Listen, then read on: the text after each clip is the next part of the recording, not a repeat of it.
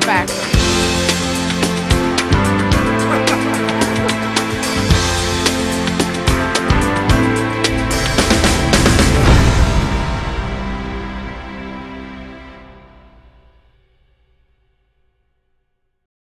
So we go out to this restaurant, and it's brand new. We had been to some of their locations in South Louisiana, and I want you to picture in your mind right now one of those huge menus, you know, that's meant to make us all fat. Can you see it?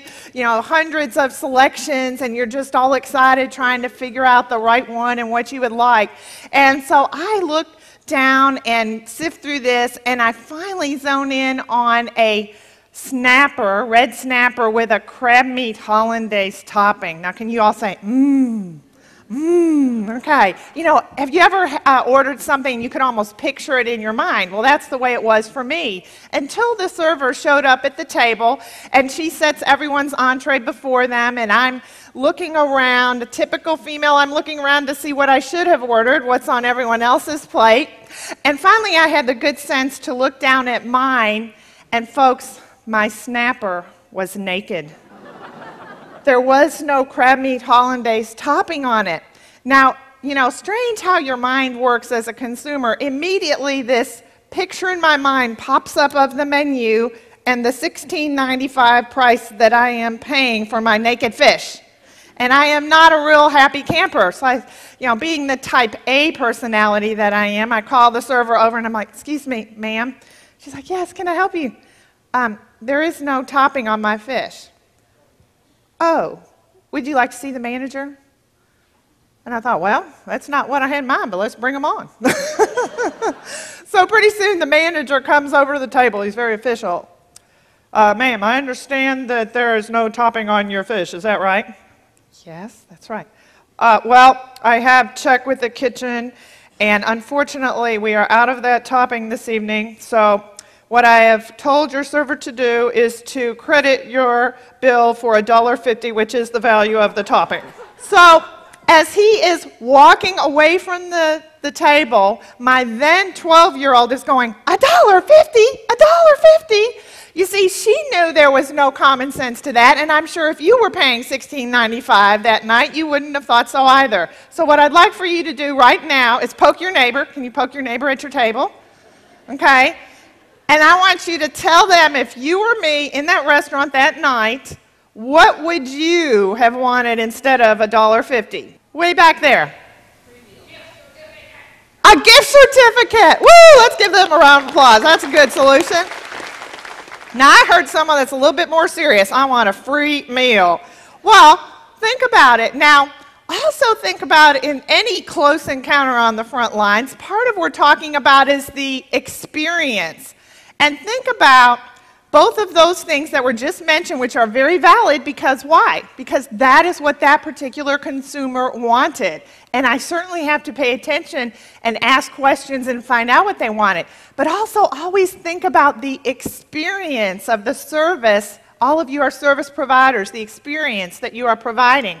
Now, on that particular night, when I'm all ready to go out and have a really great tasting meal and I have a naked fish, I might just want another topping, which would be what? A whole lot less expensive and a whole lot more satisfying from an experience standpoint than throwing money as a solution. Now think about also the power of bad news and good news in today's world. Imagine if I had had a wonderful, perfect experience at that restaurant that night and I left and went home. How many people would I have probably told about it? Maybe 3 or 4, okay? However, this was a really good story, wasn't it? Did you notice how you all laughed? Okay. And so how many of you people would you have told had you been me? Poke your neighbor again and tell them. How many people you think you would have told? And so what I'd like to take you through right now is a little exercise to show you what the value of one customer can be. And we're going to go to your world in just a second, but first we're going to go look at that restaurant example. So let's say the average expenditure by a person is $25, and an average number of guests per table is 3. All you math majors, what number's coming next? $75. Very good. So the average bill, average of $75. Now, what's so important, and when we look at common sense service, is that there is literally a spin factor, what I would call a spin factor. And that spin can either be positive or it can be negative. The sad thing is, as I shared with you statistics earlier, if you're happy, you will only tell 4 or 5 people. Unfortunately, if you are unhappy, we'll be real kind up here for this exercise and the simplicity of math and say 20, but do you know what that number really is right now? It's up there around 40 or 50. And that is partially due to all these means of communication we have today that we didn't have before.